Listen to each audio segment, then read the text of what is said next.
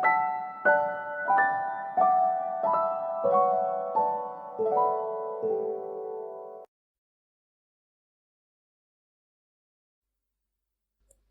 Morning aspirants.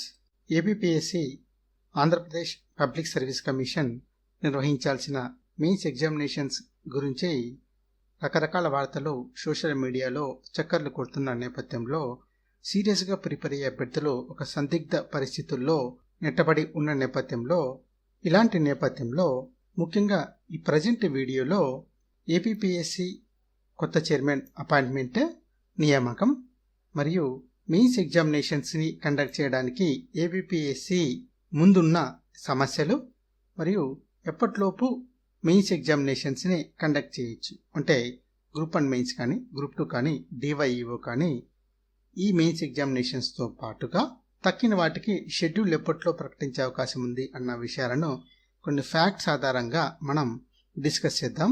ముందుగా APPSC chairman appointment గురించి పరిశీలిస్తే జనరల్గా ఇప్పటి వరకు మనందరికీ ఉన్న ఒక థాట్ ఏంటంటే ఏపీపీఎస్సీ చైర్మన్ అంటేనే ఒక మెన్ ఉంటాడనేది మనందరికీ థాట్ అనమాట. కానీ ఈసారి ఏంటంటే ఏపీపీఎస్సీ చైర్మన్గా ఉమెన్ కూడా అపాయింట్ చేసే అవకాశం ఉందనేది ఇప్పటికి తెలుస్తున్న ఇన్ఫర్మేషన్ అనమాట. ఈ ఏపీపీఎస్సీకి సంబంధించి కొత్త చైర్మన్ నియామకం అనేది అక్టోబర్ నెలలో అపాయింట్ చేసే అవకాశం ఉంది. చైర్మన్ అపాయింట్మెంట్తో పాటుగా కొత్త బోర్డు మొత్తాన్ని కొత్త సభ్యులతో కొత్త బోర్డును అపాయింట్ చేస్తారా లేదా అన్న విషయం పైన ఇప్పటివరకు అయితే క్లారిటీ లేదు. బట్ చైర్మన్ అపాయింట్మెంట్ మాత్రం అక్టోబర్లో ఖచ్చితంగా కంప్లీట్ కావడం అనేది జరుగుతుందన్నమాట. ఏపీపీఎస్సీ కొత్త చైర్మన్గా మెన్ అయినా రావచ్చు లేదా ఉమెన్ కూడా వచ్చే అవకాశం ఉందనేది ప్రజెంట్ తెలుస్తున్న ఇన్ఫర్మేషన్ అనమాట.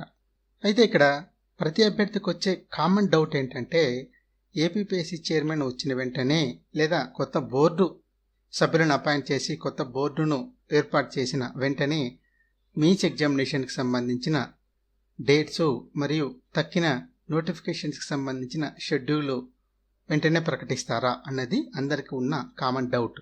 బట్ ఇక్కడ కొన్ని ఫ్యాక్ట్స్ని మనం పరిగణలోకి తీసుకుంటే ముందుగా చెప్పుకోవాల్సింది ఏపీపీఎస్సీలో ఇంటర్నల్ ఎంక్వైరీకి సంబంధించిన రిపోర్టు గురించి మనం ముందుగా చెప్పుకోవాలి. ఈ ఇంటర్నల్ ఎంక్వైరీకి సంబంధించి ఆగస్టు 31 లోపు రిపోర్ట్ సబ్మిట్ చేయడం జరుగుతుందని గతంలోనే అసెంబ్లీ సాక్షిగా చెప్పడం జరిగిందనమాట.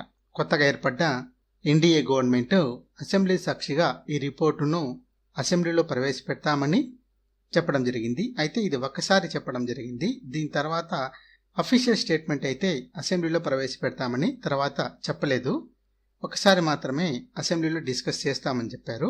బట్ అసెంబ్లీలో డిస్కస్ చేస్తారా లేక మీడియా ద్వారా పబ్లిక్ ముందుంచుతారా అన్న విషయం ఇప్పటికైతే తెలియదు. బట్ ఇక్కడ ఇంకో విషయం ఏంటంటే ఇంటర్నల్ ఎంక్వైరీ అనేది కంప్లీట్ అయ్యిందా లేదా, ఫైనల్ రిపోర్టు గవర్నమెంట్కి చేరిందా లేదా అన్న విషయం పైన క్లారిటీ ఇంకా లేదనమాట. దీనిపైన అఫీషియల్గా ఎవరు గవర్నమెంట్ నుంచి ఇంతవరకు అఫీషియల్గా ఎవరు ఒక ప్రకటన కూడా చేయలేదు. దీనికి సంబంధించి ఒక క్లారిటీ రావాల్సి ఉంటుందన్నమాట. అంటే ఎంక్వైరీ రిపోర్ట్లో ఏముంది, ఏం చెప్పారు, ఏం తేల్చారన్న విషయాలు బయటికి రావాల్సి ఉందన్నమాట. దీనిపైన కొత్తగా రాబోయే చైర్మన్ గారికి కానీ బోర్డుకు కానీ ఒక క్లారిటీ రావాల్సిన అవసరం ఉంటుందన్నమాట. ఇక్కడ ఏపీపీఎస్సీ చైర్మన్ కానీ లేదా బోర్డు అంటేనే వారికి మొత్తం ఏపీపీఎస్సీలో జరిగే అన్ని విషయాలపైన పర్యవేక్షణ చేయాల్సిన బాధ్యత ఉంటుందన్నమాట. మనకు ఎగ్జామినేషన్ త్వరగా నిర్వహించాలని ఆలోచన ఉంది కాబట్టి వెంటనే షెడ్యూల్ ఇవ్వాలని అభ్యర్థులు ఆ ఒక్క కోణం నుంచి మాత్రమే ఆలోచిస్తున్న పరిస్థితి మనకు కనిపిస్తుంది అనమాట. బట్ ఏపీపీఎస్సీ చైర్మన్ గారు కానీ బోర్డు సభ్యులు కానీ మొత్తం పాలనాపరమైన పర్యవేక్షణ మొత్తం చేయాల్సి ఉంటుందన్నమాట. అందులో గల సమస్యలను కూడా పరిష్కరించాల్సి ఉంటుందన్నమాట. సో అందువల్ల ఈ ఇంటర్నల్ ఎంక్వైరీకి సంబంధించి ఒక క్లారిటీ రావాల్సి ఉంటుందన్నమాట. ప్రధానంగా ఈ ఇంటర్నల్ ఎంక్వైరీ అనేది 2018 గ్రూప్ 1 మొత్తం ప్రాసెస్ గురించి, దాని యొక్క సెలక్షన్ గురించి, రిజల్ట్ గురించి, దాంతోపాటుగా 2021లో జారీ చేసి 2022లో కంప్లీట్ చేసిన గ్రూప్ 1 ఎగ్జామినేషన్ నోటిఫికేషన్తో పాటు ఇంకా ఏవైనా ఎంక్వైరీ చేశారా ఏ నోటిఫికేషన్స్ పైన అనే దానిపైన కూడా ఒక క్లారిటీ రావాల్సి ఉంటుందన్నమాట. ఇక్కడ మనం చూస్తే 2018 గ్రూప్ 1 ఎగ్జామినేషన్ సంబంధించి ఆ రిజల్ట్ను కోర్టు కొట్టివేస్తూ జడ్జిమెంట్ ఇస్తూ 6 months లోపు మెయిన్స్ ఎగ్జామినేషన్ను రీకండక్ట్ చేయాలి, తిరిగి నిర్వహించాలని జడ్జిమెంట్ ఇవ్వడం జరిగింది. అయితే గత ప్రభుత్వం కోర్టు జడ్జిమెంట్ పైన తిరిగి అప్పీల్కి వెళ్ళడం జరిగిందనమాట. ఈ అప్పీల్ ఇంకా కొనసాగుతూనే ఉంది. అయితే ఇక్కడ క్లారిటీ ఎక్కడ రావాలంటే, కొత్తగా ఏర్పడ్డైన ఎన్డీఏ గవర్నమెంట్ ఈ అప్పీల్ని కొనసాగిస్తుందా లేక అప్పీల్ వెనక తీసుకొని కోర్టు జడ్జిమెంట్ ప్రకారం తిరిగి మెయిన్స్ ఎగ్జామినేషన్ను రీకండక్ట్ చేస్తుందా, తిరిగి నిర్వహిస్తుందా అనే దానిపైన ముందు ఏపీపీఎస్సీకి ఒక క్లారిటీ రావాల్సి ఉంటుందన్నమాట. దాంతోపాటుగా ఈ యొక్క ఎంక్వైరీ రిపోర్టుకు సంబంధించి గవర్నమెంట్ తీసుకునే డిసిషన్ కూడా అభ్యర్థులందరినీ ప్రభావితం చేస్తుందన్నమాట. ఎంక్వైరీ రిపోర్ట్లో ఏముంది, ఏం తేల్చారు అనే విషయం మరీ ఇంపార్టెంట్. ఏదైనా చట్ట వ్యతిరేకంగా జరిగి ఉంటే ఈ నోటిఫికేషన్కి సంబంధించి ఆ విషయాలను ఎంక్వైరీ రిపోర్ట్లో మెన్షన్ చేసి ఉంటే దానిపైన గతంలోనే ఇప్పుడు ప్రజెంట్ అధికారంలో ఉన్న పాలక పక్షాలు ప్రతిపక్షంలో ఉన్నప్పుడు సిబిఐ ఎంక్వైరీ డిమాండ్ చేసిన సంగతి మనందరికీ తెలుసు. సో ఇప్పుడున్న ఎన్డీఏ గవర్నమెంట్ ఎంక్వైరీ రిపోర్టును బేస్ చేసుకుని సిబిఐ ఎంక్వైరీ కోరతారా లేదా అన్న విషయం కూడా ఒక క్లారిటీ రావాల్సిన అవసరం అయితే ఉంటుందన్నమాట ఏపీపీఎస్సీకి సంబంధించి. ఈ అంశాలకు సంబంధించి ఏపీపీఎస్సీ మరియు గవర్నమెంట్ కలిసి కోఆర్డినేషన్తో డెసిషన్ తీసుకునే అవకాశం ఉంటుంది. సో ఇదంతా ఫస్ట్ సెగ్మెంట్గా మనం చెప్పుకోవచ్చు అనమాట. ఎందుకంటే ఇవన్నీ గతంలో జరిగిపోయిన విషయాలకు సంబంధించి నిర్ణయాలు తీసుకోవాల్సిన అంశాలన్నమాట ఇవి. సో ఈ ఎంక్వైరీకి సంబంధించి కానీ ఈ డిసిషన్ సంబంధించి కానీ ప్రజెంట్ మెయిన్స్ రాస్తున్న అభ్యర్థులకు డైరెక్ట్గా సంబంధం లేకపోయినప్పటికీ ఏపీపీఎస్సీ పనితీరుపైన ఈ అంశాల ప్రభావాన్ని కలిగి ఉంటాయన్నమాట. అదేవిధంగా అభ్యర్థులపైన కూడా ఈ అంశాలు ప్రభావాన్ని కలిగి ఉంటాయి. సో కొత్తగా రాబోయే చైర్మన్ గారు కానీ లేదా బోర్డు సభ్యులు కానీ ప్రధానంగా దృష్టి సారించే అంశాల్లో ఇది టాప్ ప్లేస్లో ఉంటుందన్నమాట. ఇక పార్ట్ 2 విషయానికి వస్తే, అంటే 2023 డిసెంబర్లో జారీ చేసిన నోటిఫికేషన్ సంబంధించి గ్రూప్ 1, గ్రూప్ 2 అండ్ డివైఈఓ వీటికి సంబంధించిన మెయిన్స్ ఎగ్జామినేషన్ పైన దృష్టి సారించాలి. వాటితో పాటు తక్కిన నోటిఫికేషన్స్కి డేట్స్ ఇవ్వడానికి షెడ్యూల్ను ప్రకటించాల్సింది పార్ట్ 2 కింద మనం డిస్కస్ చేసుకోవచ్చు అనమాట. ఇక ఈ మెయిన్స్ ఎగ్జామినేషన్స్ని నిర్వహించడానికి ఏపీపీఎస్సీకి ఉన్న అడ్డంకులు ఏమున్నాయో మనం ఒకసారి పరిశీలిస్తే, ఇక్కడ ప్రధానంగా చెప్పుకోవాల్సింది రోస్టర్ పాయింట్స్కి సంబంధించిన కోర్టు కేసులు అనమాట. గత ప్రభుత్వం జీవో నెంబర్ 77ను తీసుకొని వచ్చి కొత్త రిజర్వేషన్ విధానాన్ని తీసుకొని వచ్చి రోస్టర్ పాయింట్స్ని ప్రకటించడం జరిగిందనమాట. ఆ రోస్టర్ పాయింట్స్ని, ఆ రిజర్వేషన్ విధానాన్ని 2023 డిసెంబర్లో జారీ చేసిన అన్ని నోటిఫికేషన్స్కి అప్లై చేయడం జరిగిందనమాట. కానీ రోస్టర్ పాయింట్స్లో తప్పులున్నాయని చెప్పి దానిపైన నెంబర్ ఆఫ్ కేసెస్ కోర్టులో పెండింగ్ ఉన్నాయన్నమాట. సో ఇక్కడ క్లారిటీ రావాల్సిన మరో ముఖ్యమైన పాయింట్ ఏంటంటే, ఇప్పుడు ప్రజెంట్ కొత్తగా వచ్చిన ఎన్డీఏ గవర్నమెంట్ గత ప్రభుత్వం జారీ చేసిన జీవో నెంబర్ 77 ప్రకారం అప్లై చేస్తున్న రిజర్వేషన్ విధానాన్ని కొనసాగిస్తుందా లేక ఏదైనా మార్పులు చేస్తుందా, లేదా గతంలో ఉన్న రిజర్వేషన్ విధానాన్నే తిరిగి తీసుకొస్తుందా అన్న విషయంపైన క్లారిటీ రావాల్సి ఉందన్నమాట. ఎందుకు ఇక్కడ క్లారిటీ రావాలంటే, గత ప్రభుత్వ విధానాలను ఒక్కొక్కటిగా కొత్తగా వచ్చిన ఎన్డీఏ గవర్నమెంట్ మార్పులు చేసుకుంటూ వస్తుందన్నమాట. సో దీనిపైన కూడా ఒక క్లారిటీ రావాల్సిన అవసరం ఉంటుంది. జనవరి 2025లో రాబోయే జాబ్ క్యాలెండర్ కూడా ఇది వెరీ ఇంపార్టెంట్ అయిన పాయింట్ అన్నమాట. ఇక్కడ మరో పాయింట్ ఏంటంటే, అభ్యర్థులందరిలో థింకింగ్ ఎలా ఉందంటే, జీవో నెంబర్ 77 ప్రకారం ఇచ్చిన రోస్టర్ పాయింట్స్ పైన కోర్టులో కేసులు నమోదైనప్పటికీ కూడా ఆందోళన చెందాల్సిన అవసరం లేదు.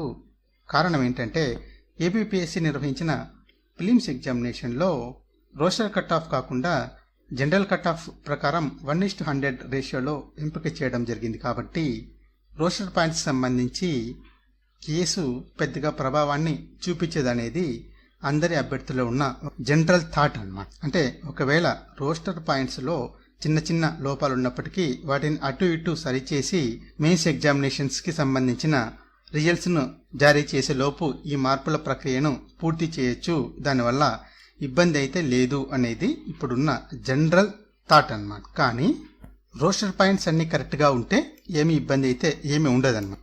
కానీ ఇక్కడ మనం పరిగణలోకి తీసుకోవాల్సిన విషయం ఏంటంటే, నోటిఫికేషన్ మధ్యలో రోస్టర్స్ని రోస్టర్ పాయింట్స్ని మార్చవచ్చా అనేది ఒక టెక్నికల్ లీగల్ పాయింట్ అన్నమాట. అంటే గతంలో ఎప్పుడైనా సరే UPSC union public service commission ఎగ్జామినేషన్స్లోనైనా లేక స్టేట్ పబ్లిక్ సర్వీస్ కమిషన్ ఎగ్జామినేషన్స్లోనైనా నోటిఫికేషన్ ప్రక్రియ ప్రాసెస్ కొనసాగుతున్న సందర్భంలో మధ్యలో రోస్టర్ పాయింట్స్ని మార్చడం అనేది ఎక్కడైనా జరిగిందా? ఒకవేళ జరిగింటే దాని పాజిటివ్ ఇంపాక్ట్, నెగిటివ్ ఇంపాక్ట్స్ ఎలా ఉన్నాయి, ఒకవేళ కోర్టు కేసులు ఎక్కడైనా ఉంటే వాటి జడ్జిమెంట్స్ ఎలా ఉన్నాయి అనే విషయాన్ని కూడా మనం పరిశీలనలోకి తీసుకోవాల్సి ఉంటుంది. ఇక్కడ ఏంటంటే అన్ని కాన్స్టిట్యూషనల్ బాడీసు అనుసరించే విధానం ఏంటంటే ఒకసారి నోటిఫికేషన్ జారీ చేసిన తర్వాత అందులో ఎటువంటి మార్పులు చేయరన్నమాట.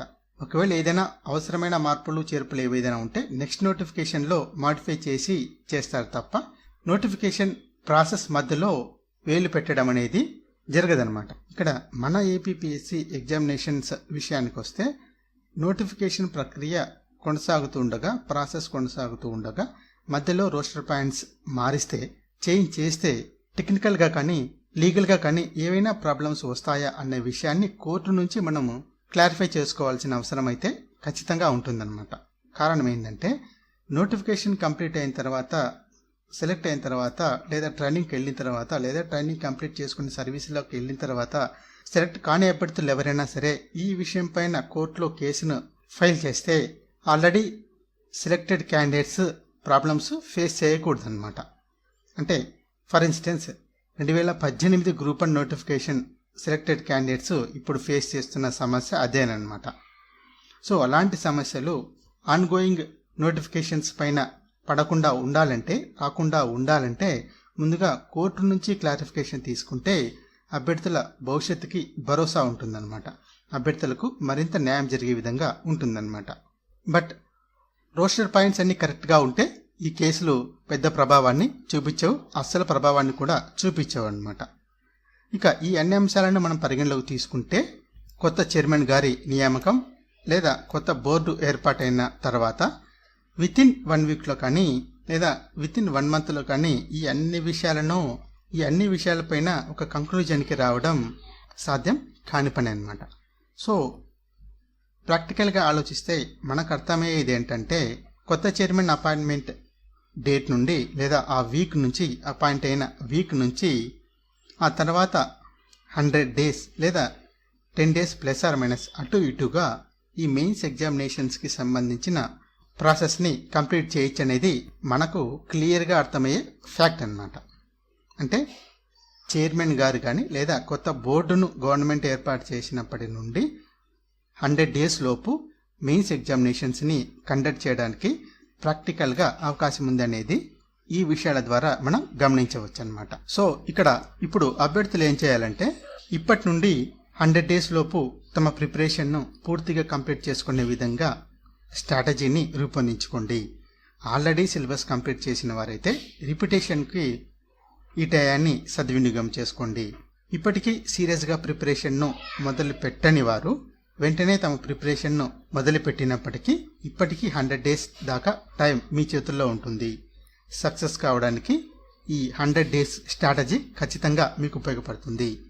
ఈరోజు మీరు ప్రిపరేషన్ మొదలుపెట్టిన సక్సెస్ కావడానికి కావాల్సినంత సమయం మన చేతుల్లో ఉందన్న విషయాన్ని మీరు దయచేసి గుర్తించాలి. సో సోషల్ మీడియాలో వస్తున్న రకరకాలైన సందిగ్ధ సమాచారాలకు దూరంగా ఉండి పూర్తిగా మీ ప్రిపరేషన్ పైనే ఫోకస్ చేయండి. ఉన్న సమయాన్ని పూర్తిగా సద్వినియోగం చేసుకునే ప్రయత్నం చేయండి. మీకేమైనా డౌట్స్ ఉంటే కింద కామెంట్ బాక్స్లో కామెంట్ చేయండి. అందరికీ ఆల్ ద బెస్ట్.